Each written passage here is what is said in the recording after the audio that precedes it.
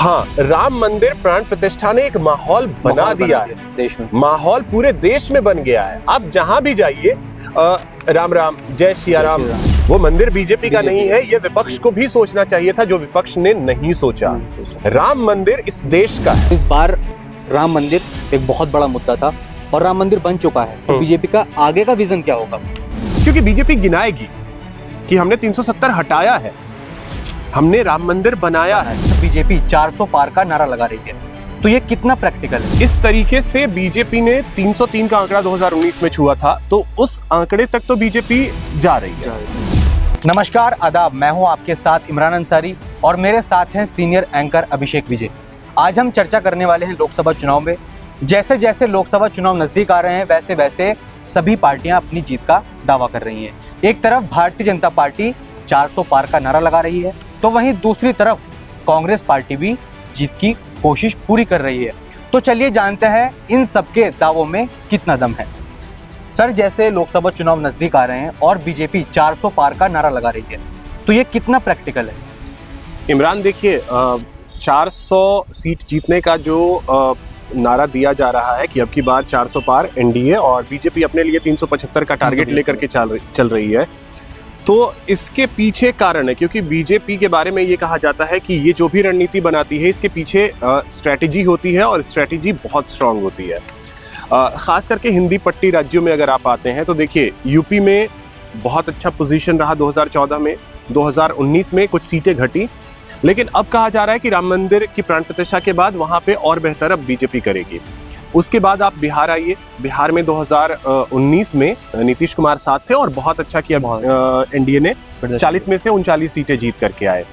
उसके बाद झारखंड में देखिए, वहां भी बहुत अच्छा परफॉर्मेंस रहा। अब चले आते हैं मध्य प्रदेश में, देखें छत्तीसगढ़ में, देखें राजस्थान में, देखें और गुजरात में देखें, उत्तराखंड चले आइए, हिमाचल प्रदेश चले आइए, दिल्ली चले आइए, हरियाणा चले आइए। ये ऐसे स्टेट हैं जहां पर बीजेपी अपने टॉप पे है, क्योंकि स्ट्राइक रेट यहाँ पे ऑलमोस्ट 100 का रहा है। तो इन सीटों में अब ज्यादा नुकसान बीजेपी को होता हुआ नहीं दिख रहा है, क्योंकि अभी हाल के इलेक्शंस में जो विधानसभा के चुनाव थे, उसमें आपने देखा कि कैसे राजस्थान, मध्य प्रदेश और छत्तीसगढ़ में सत्ता वापसी की, बीजेपी ने सत्ता में वापसी की। तो इस तरीके से बीजेपी ने 303 का आंकड़ा 2019 में छुआ था, तो उस आंकड़े तक तो बीजेपी जा रही है। अब रहा सवाल कि कर्नाटक में बेहतर किया था 2019 में, तो कर्नाटक में सत्ता गंवाई है बीजेपी ने, लेकिन अब जो फिलहाल वहां स्थितियां बनी है, बीजेपी के लिए कहा जा रहा है 2024 के लोकसभा इलेक्शन में ज्यादा नुकसान वहां नहीं होगा। अब रह गए तमिलनाडु, इसके अलावा केरल चले जाइए, केरल बचा, फिर तेलंगाना और साथ ही साथ आंध्र प्रदेश। ये ऐसे राज्य हैं, दक्षिणी राज्य, जहां पे बीजेपी को मेहनत करनी है। और आप देखें, प्रधानमंत्री नरेंद्र मोदी लगातार दक्षिण का दौरा कर रहे हैं। चाहे वो केरल की बात कर ली जाए, कल भी विक्रम साराभाई स्पेस स्टेशन जो है वहां पे गए थे। तो अब प्रधानमंत्री नरेंद्र मोदी का फोकस दक्षिण पे है, क्योंकि उत्तर में ज्यादा कुछ बचा नहीं है बीजेपी के लिए, वहां अपने टॉप पे है। तो उसी रणनीति के साथ बीजेपी आगे बढ़ रही है। हाँ, एक चीज और है इसमें इमरान, की उत्तर प्रदेश में कुछ सीटें बीजेपी की बढ़ेंगी, ये फायदा होगा। तो अब देखिए, जहां आप ऑलरेडी बेस्ट हैं और वहां पे आप और आगे जा रहे हैं, तो यानी कि बीजेपी ने अपने लिए टारगेट सेट किया हुआ है, और उस टारगेट को अचीव कैसे करना है वो बीजेपी जानती है, और इसी वजह से स्टेट वाइज स्ट्रेटेजी बना करके बीजेपी काम कर रही है और उस पर फोकस्ड है। जो लगता है अगर 375 तक नहीं भी पहुंच पाए, तो 330 और 335 के आंकड़े तक तो बीजेपी अपने दम पर पहुंचती हुई दिख रही है। इंडिया गठबंधन बीजेपी की राह मुश्किल करने में कितनी सक्षम दिखाई दे रही है सर? इमरान, अभी की जो हालिया स्थिति है, खास करके जब हमने ये इलेक्शन देखे राज्यसभा चुनाव के, उसमें जो कुछ भी उत्तर प्रदेश में हुआ और जो हिमाचल प्रदेश में हुआ, हिमाचल में, उसने ये दिखाया कि कांग्रेस का फ्लोर मैनेजमेंट बहुत वीक था। क्योंकि वहां पे एक सांसद को जीत के लिए 35 विधायक की जरूरत थी, और उसमें कांग्रेस के पास अपने 40 थे, 3 निर्दलीय का साथ था, वहां सत्ता में है, सुक्खू वहां के मुख्यमंत्री हैं, सत्ता में आप हैं। उसके बावजूद 25 विधायकों वाली बीजेपी अपने कैंडिडेट को जिता ले जाती है। तो इसका मतलब आप मानिए कि फ्लोर मैनेजमेंट कितना स्ट्रांग है बीजेपी का, और उसमें अगर कांग्रेस मात खा रही है तो ये बहुत दुखद स्थिति है। अब उत्तर प्रदेश आइए, उत्तर प्रदेश में समाजवादी पार्टी के विधायक जो हैं उन्होंने गच्चा दे दिया। करीब 7 विधायकों को लेकर के जानकारी आई कि उन्होंने क्रॉस वोटिंग कर दी। तो फ्लोर मैनेजमेंट वहां सपा का कमजोर दिखा। खबर ये आई कि राम मंदिर प्राण प्रतिष्ठा में ये लोग जाना चाहते थे, लेकिन आलाकमान की वजह से नहीं गए। तो राम मंदिर प्राण प्रतिष्ठा ने एक अलग सा माहौल जो है वो पूरे देश में बना दिया है। अब इंडिया अलायंस जिस तरीके से बना था और नीतीश कुमार की उसमें बहुत ही महती भूमिका थी, बहुत अहम भूमिका थी, लेकिन नीतीश कुमार का इस गठबंधन को छोड़ना ये बहुत बड़ा सेटबैक है इस गठबंधन के लिए। भले इस गठबंधन के लोग कहें कि नीतीश कुमार के बारे में तो हम जानते थे, वो पलटी कुमार है, क्यों वो बदले, इसके बारे में इंडिया अलायंस नहीं सोच रहा है कि वो कहीं ना कहीं उनके जहन में ये था कि मुझे संयोजक बनाया जाए। पीएम का फेस बाद में देख लेंगे, लेकिन कम से कम संयोजक बनाया जाए, ये जरूर जहन में रहा होगा।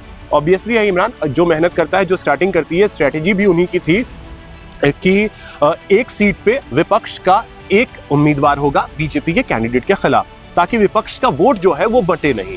तो अब ऐसे में अगर ये स्थिति और ये सोच नीतीश कुमार की थी, आज वही आपके साथ नहीं है, तो ये अलायंस कितना स्ट्रांग होगा आप सोचिए। उसके बाद सीट शेयरिंग को लेकर के यूपी में ऐसा लग रहा था कि अब गठबंधन टूटा तो टूटा, लास्ट जाते जाते चलिए गठबंधन बन गया। अब आप आ जाइए दिल्ली, चले जाइए गोवा, चले जाइए आप पंजाब, चले जाइए आप पंजाब बाद में आते हैं, पहले चले गुजरात। तो इन स्टेट में आम आदमी पार्टी के साथ अलायंस हो गया, सहमति बन गई। पंजाब में अलग अलग लड़ेंगे चुनाव। क्या करेंगे आप? दिल्ली में आकर के कांग्रेस के लिए वोट मांगिएगा, कांग्रेस आम आदमी पार्टी के लिए वोट मांगेगी, और पंजाब जाइएगा एक दूसरे को फिर से एक दूसरे के विरोध में। सर, आम आदमी पार्टी तो कैसे होगा? आम आदमी पार्टी पहले से ही दिल्ली में सत्ता में है और लोकसभा चुनाव में कांग्रेस दूसरे नंबर पर दिल्ली में आती है। तो इसमें बीजेपी के लिए इस बार के लोकसभा चुनाव में बहुत बड़ी मुश्किलें हैं। नहीं है, बिल्कुल भी मुश्किल नहीं है। साथ में भी चुनाव लड़ रही हैं दोनों पार्टियां, बिल्कुल भी मुश्किलें नहीं है। इसके पीछे कारण है, आप देखिए, मैं जो कह रहा था कि एक स्टेट में आप साथ चुनाव लड़ रहे हैं, एक स्टेट में आप विरोध में चुनाव लड़ रहे हैं, और बीजेपी मुद्दों को भुनाना सबसे अच्छे तरीके से जानती है। ये आपने मुद्दा दे दिया, हाँ, यही आप इस तरीके से करते। पंजाब में भी आम आदमी पार्टी सरकार में है, 1 या 2 सीट आप कांग्रेस को दे देते, वहां गठबंधन कर लेते। वोटों का बिखराव वहां नहीं होता, और जब वोट बिखरेगा तो उसका फायदा सीधे तौर पे बीजेपी को होगा। तो दिल्ली में भी आप देखिए, 2014 में 7 की 7 सीटें, 2019 में 7 की 7 सीटें। हाँ, अब कहने के लिए कई राजनीतिक पंडित हैं, वो ये कह देंगे कि उस टाइम में तो सब अलग अलग थे, वोटों का बिखराव था, सब कुछ था, लेकिन बीजेपी और जो हार जीत का अंतर था, वोटों का अंतर देखिए कितना ज्यादा रहा है। ठीक है सर, साल 2019 में लोकसभा चुनाव यूपीए वर्सेस एनडीए हुआ था, और इस बार 2024 में इंडिया वर्सेस एनडीए होने वाला है। तो दोनों में फर्क क्या है, पहले चुनाव में और अब के चुनाव में? कोई फर्क नहीं है, नाम आप बदल देंगे, उससे ज्यादा कोई फर्क नहीं पड़ना है। सबसे ज्यादा महत्वपूर्ण क्या होती है? स्ट्रेटेजी। और जो बीजेपी स्ट्रेटेजी बना रही है, उस स्ट्रेटेजी को आप टक्कर कैसे देंगे वो आप बताइए। आप अलायंस का नाम कुछ भी रख लीजिए, अलायंस का नाम अगर INDIA रख करके ये कि हाँ ये इंडिया भारत का नाम हो गया, तो उस सेंटिमेंट के आधार पे वोट नहीं पड़ेगा। ये क्लियर है, ये अलायंस वालों को समझना पड़ेगा, आपको अपनी स्ट्रेटेजी सामने रखनी पड़ेगी। आप बताइए कि आधार क्या है, आपके अलायंस का आधार आपको बताना पड़ेगा। 2017 में भी अखिलेश यादव कांग्रेस के साथ आए थे, यूपी के 2 लड़के, बहुत चला था, आपको याद होगा क्या हश्र हुआ, बिल्कुल बिखर गया। 2019 में 3 तलाक, NRC, UCC, इन सबको लेकर बीजेपी ने चुनाव लड़ा, और इस बार राम मंदिर एक बहुत बड़ा मुद्दा था, और राम मंदिर बन चुका है। तो बीजेपी का आगे का विजन क्या होगा? देखिए इमरान, इसमें या राम मंदिर की वजह से जीत जाएगी, ऐसा है क्या कुछ? नहीं, राम मंदिर एक पर्टिकुलर विषय नहीं होगा कि जिसकी वजह से बीजेपी जीतेगी या हारेगी, ये अभी हम कह नहीं सकते हैं। हाँ, राम मंदिर प्राण प्रतिष्ठा ने एक माहौल बना दिया है देश में, माहौल पूरे देश में बन गया है। आप जहां भी जाइए राम राम, जय सिया राम, इस तरीके से लोग बोल रहे हैं, और एक आस्था का विषय है, आप माने या ना माने, एक आस्था का विषय राम है तो है। और अगर राम मंदिर की प्राण प्रतिष्ठा हुई तो उसमें जिस तरीके से विपक्ष, क्योंकि वो मंदिर बीजेपी का नहीं है, वो मंदिर बीजेपी का नहीं है, ये विपक्ष को भी सोचना चाहिए था, जो विपक्ष ने नहीं सोचा। राम मंदिर इस देश का है, ना ही कोई शामिल हुआ है सर। यही चीज जो है वो बहुत ज्यादा नुकसान करेगा, क्योंकि सेंटिमेंट के आधार पे हमारे देश में वोट पड़ते हैं, और 500 सालों का एक इंतजार खत्म हुआ, राम मंदिर बना। आप जाइए, मंदिर का ट्रस्ट है, मंदिर कोई बीजेपी नहीं चला रही है, मंदिर कोई यूपी सरकार नहीं चला रही है, मंदिर कोई, क्योंकि सर केंद्र सरकार 134 साल की कानूनी लड़ाई लड़ी गई है बिल्कुल राम मंदिर के ऊपर, और वो सिर्फ बीजेपी की सरकार में बना है, तो बीजेपी को सीधा सीधा फायदा तो होने वाला है इसका। फायदा होने का कारण भी है। अब देखिए, इसको लेकर के रथ यात्रा निकाली गई, बीजेपी ने 90s में रथ यात्रा निकाली, और इसमें एक तरीके से लीड भी नरेंद्र मोदी ने किया था उस समय। जब सोमनाथ से रथ यात्रा शुरू हुई, बिहार में जाकर के लालू यादव ने उस रथ यात्रा को रोका, तो उस टाइम से ही सेंटिमेंट्स जो है वो बनते रहे हैं, और बीजेपी के एजेंडे में ही था कि 370 हमें हटाना है, फिर ये क्या कहते हैं, राम मंदिर हमें बनाना है। क्योंकि आप देखिए, विपक्ष आज ये जरूर कहता है कि राम मंदिर पे आप सियासत कर रहे हैं। अरे, जब बीजेपी ये कहती थी कि हम मंदिर वहीं बनाएंगे, तो आप कहते थे कि मंदिर वहीं बनाएंगे, कहते तो है, लेकिन तारीख नहीं बताएंगे। अब तारीख बता दी, सब कुछ हो गया, तब आप कह रहे हैं कि इस पे सियासत के केंद्र में राम पहले भी रहे हैं और आज भी रहेंगे, इसमें कोई शक नहीं है। क्योंकि बीजेपी गिनाएगी कि हमने 370 हटाया है, हमने राम मंदिर बनाया है, भले ही वो सुप्रीम कोर्ट के आदेश से है, लेकिन राम मंदिर कितनी जल्दी बनकर के तैयार हो गया, उसकी प्राण प्रतिष्ठा हो गई, तो ये सेंटिमेंट लोगों के सहन में जाएगा। अब आगे चलते हैं, CAA को लेकर के नोटिफिकेशन हो सकता है बहुत जल्द आ जाए, इलेक्शन से पहले आ जाए। तो जब बीजेपी इन एजेंडों पर पहले से ही काम करती रही है, और अगर वो देश में हो रहा है, तो वो क्यों नहीं गिनाएगी? सर, किसानों के अंदर भी सरकार को लेकर बहुत गुस्सा है, सारी मांगे अपनी पूरी कराने के चक्कर में आंदोलन कर रहे हैं, और सरकार अभी तक सारे कानूनों पे सहमति नहीं बनी है। तो इसका नुकसान भी 2024 के इलेक्शन में हो सकता है? नहीं होगा। इसके पीछे कारण मैं आपको बताता हूं इमरान, कि जो किसानों का आंदोलन है, और इसमें सबसे बड़ी मांग जो है MSP पे कानूनी गारंटी, ये सबसे बड़ी मांग है। इसके अलावा 10,000 का पेंशन हो, या फिर जो केस हुए थे उसे वापस लेना, ठीक है, वो सारी चीजें ठीक है, उस पर सरकार सहमत भी हो जाएगी। लेकिन MSP पे कानूनी गारंटी दे पाना इतना आसान नहीं है, और ये किसान भी जानते हैं, विपक्षी भी जानते हैं। विपक्ष भले ही आज सपोर्ट कर दे कि हाँ हम सत्ता में आएंगे तो MSP दे देंगे, अगर बोल दिया जाता है तो उसमें भी कोई बड़ी बात नहीं है, लेकिन MSP पे कानूनी गारंटी देना असंभव है। सर, धीरे धीरे 22 मांगे हो चुकी हैं अब किसानों की, पहले कम थी, तो अभी रीजन क्या है? मैं खुद एक किसान, सरकार ने 5 मांगों पर तो मैं किसान परिवार से आता हूं, मैं खुद किसानों के हर मांग के साथ हूं, लेकिन जो मांगे हैं वो तरीके से बैठ करके ही होगी। मैं तरीके का विरोध करता हूं। तरीका ये नहीं हो सकता है कि पोकलेन मशीन लेकर के आप अपनी सरकार से बातचीत से ही हल निकलेगा। आपको याद होगा पिछले आंदोलन में पूरा देश साथ था, सरकार को झुकना पड़ा। अब आप अपनी मांग का तरीका, और दूसरी बात, क्या किसान सिर्फ और सिर्फ 2 या 3 स्टेट के हैं? 2 या 3 स्टेट के तो किसान नहीं है, पूरे देश के। आप बताइए, आपको यहाँ पे बिहार का किसान दिखा है? आपको यहाँ पे झारखंड का किसान दिखा है? और यूपी का किसान भी? आपको पूर्वांचल का किसान दिखा है? पूर्वी उत्तर प्रदेश का नहीं दिखा है ना? तो सर, पंजाब के किसान क्यों है? ऐसा रीजन क्या है इसका? अब इसके पीछे देखिए, बीजेपी ये कहती है कि क्योंकि चुनाव है इसलिए बॉर्डर पे तनाव है। ये पहले कहा जाता था, भारत और पाकिस्तान की सीमा पे अगर तनाव होता है तो कहते थे कि चुनाव है इसलिए तनाव है। अब दिल्ली और पंजाब के बॉर्डर पे इस वजह से तनाव है क्योंकि चुनाव है, ये बीजेपी कह रही है। बहरहाल, हो सकता है कि इलेक्शन को लेकर के भी हो या ना हो, इसके बारे में वो किसान ही बता सकते हैं।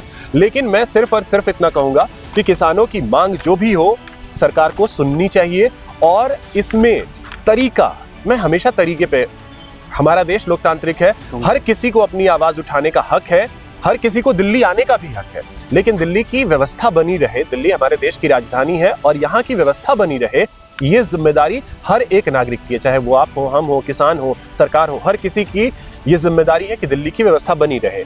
दिल्ली में ट्रैक्टर मार्च की आप परमिशन लीजिए, अगर आपको प्रशासन इजाजत देता है आप बिल्कुल निकालिए, लेकिन जबरदस्ती ये नहीं हो सकता। देश में कोई भी जबरदस्ती नहीं कर सकता, क्योंकि सबसे ऊपर हमारे देश का कानून और संविधान। सर, वही कांग्रेस पार्टी भारत जोड़ो न्याय यात्रा के जरिए बेरोजगारी और अडानी के मुद्दे को जोरों शोरों से उठा रहे हैं, तो क्या बीजेपी को इन मुद्दों से चुनौती मिल सकती है? देखिए, भारत जोड़ो यात्रा पहले राहुल गांधी ने की, उसके बाद भारत जोड़ो न्याय यात्रा राहुल गांधी कर रहे हैं। राहुल गांधी को ये चीज देखना पड़ेगा कि अभी आपको इलेक्शन सर पे है, आपको ये चीज देखने की जरूरत है। मैं उनकी इस यात्रा को इस तरीके से देखता हूं कि आप जमीन से जुड़ने की कोशिश कर रहे हैं।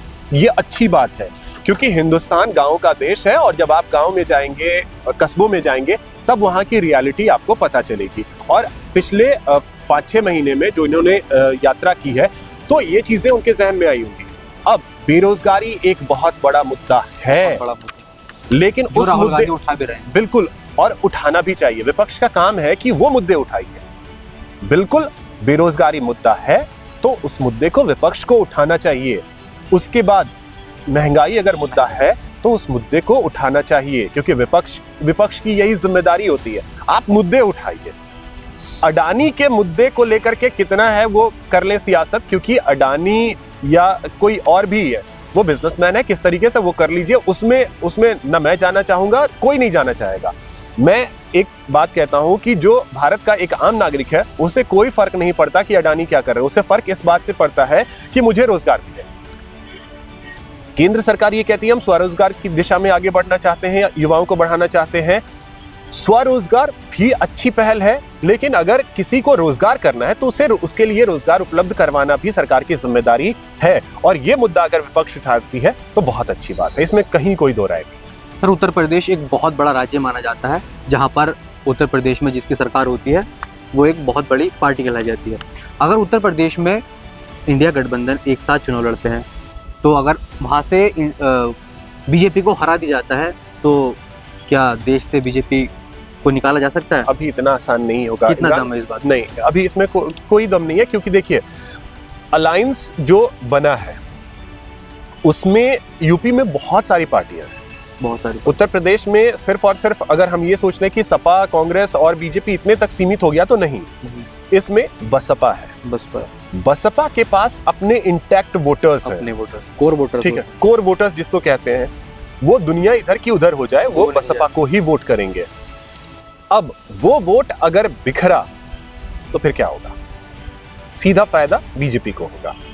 सिर्फ कांग्रेस और ये सपा साथ आ गए हैं तो इससे कुछ नहीं होना है। चंद्रशेखर रावण जो है वो साथ आ रहे हैं, तो उससे ज्यादा कुछ असर नहीं पड़ेगा, कोई असर नहीं पड़ेगा, क्योंकि जब तक आपका पूरा विपक्ष का एक उम्मीदवार नहीं होता है, तब तक आप चुनौती नहीं पेश कर पाएंगे। और दूसरी बात, अभी की जो उत्तर प्रदेश की स्थिति अगर आप इमरान देखें, तो योगी आदित्यनाथ की अपनी एक अलग छवि है वहां पे, इस बात से कोई इनकार नहीं कर सकता। और योगी आदित्यनाथ को भले ही ये कह दिया जाता है कि वो हिंदुत्ववादी सोच और वो सब नहीं, योगी आदित्यनाथ को पसंद करने वाले हर जाति, वर्ग, धर्म के लोग हैं। चाहे अगर कोई ये कहता है कि मुस्लिम योगी आदित्यनाथ को पसंद नहीं करते हैं, तो ये गलत होगा, क्योंकि वो भी योगी आदित्यनाथ के काम को पसंद कर रहे हैं। योगी आदित्यनाथ को पसंद कीजिए, नापसंद कीजिए, उससे फर्क नहीं पड़ता है, लेकिन वो जो वहां काम कर रहे हैं, आज अगर कानून व्यवस्था को स्ट्रांगली वो हैंडल कर रहे हैं, तो उससे हर किसी को लाभ हो रहा है। और जैसे ही राम मंदिर, मैं बार बार राम मंदिर पे इसलिए आ रहा हूं क्योंकि इस राम मंदिर की प्राण प्रतिष्ठा ने पूरा माहौल बदल दिया, और विपक्ष वहां नहीं गया है। इससे बहुत ज्यादा नुकसान जो है वो विपक्ष को होगा, क्योंकि हर उत्तर प्रदेश के वासी के जहन में ये है कि मंदिर तो हमारा है, हमारे देश का है, वो कोई बीजेपी का मंदिर नहीं है, वो एक ट्रस्ट है, और उस ट्रस्ट के द्वारा मंदिर का निर्माण करवाया गया है। सब लोग कहते हैं कि सरकार का पैसा उसमें, सरकार का पैसा नहीं लगा है, हर भारतवासी ने उसके लिए दान दिया है, विदेशों से भी लोगों ने दान दिया है, जो सनातन को मानने वाले हैं उन्होंने दिया है। तो आप सिर्फ और सिर्फ ये कह देंगे और जनता मान लेगी, तो ऐसा नहीं होगा। तो यूपी में 80 लोकसभा सीटें हैं, कहते हैं बिहार यूपी से होकर के दिल्ली का रास्ता जो है वो तय किया जाता है। बिहार में नीतीश कुमार का एनडीए में आना बीजेपी के लिए बहुत फायदेमंद होने वाला है, और यूपी में बसपा का किसी अलायंस में ना जाना, और साथ ही साथ जो छोटी छोटी पार्टियां हैं, सुभाषपा बीजेपी के साथ आ रही है, अपना दल बीजेपी के साथ आ रही है, तो आरएलडी, इसको भूलिए मत, आरएलडी का इंडिया अलायंस से अलग होना, तो ये सब देखिए कैसे नुकसान जो है वो उस अलायंस को ही करेगा, और इसका सीधा फायदा बीजेपी को होता हुआ सर, उत्तर प्रदेश, मध्य प्रदेश, राजस्थान और महाराष्ट्र, बिहार सबसे ज्यादा सांसद बीजेपी के हैं।